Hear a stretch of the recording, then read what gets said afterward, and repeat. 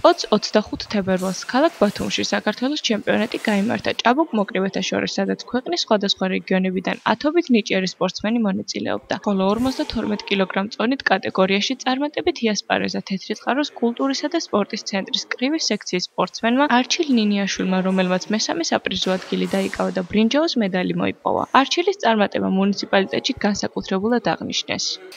თეთრწყაროს მუნიციპალიტეტის მცხოვრებმა არჩილ ნინიაშვილმა ბათუმში გამართულ ჭაბუკთა შორის კრივის პირველობაზე აიღო მესამე საპრიზო ადგილი. მინდა მივულოცო უსურო წარმატება და ბევრი წინსვლა და გამარჯვება. ესახელებინო ჩვენი მუნიციპალიტეტი მომავალში და გაზრდილი იყოს კარგი ადამიანი ჩვენი ქვეყნისთვის. ვიასპარეზა საქართველოს 2025 წლის ჩემპიონატზე ქალაქ ბათუმში. 3 ორთაბრძოლა ჩავატარე, კარგი ორთაბრძოლები ჩავატარე და დავიკავე მესამე საპრიზო ადგილი. შემდეგში უფრო კარგ შედეგს გავაკეთებ.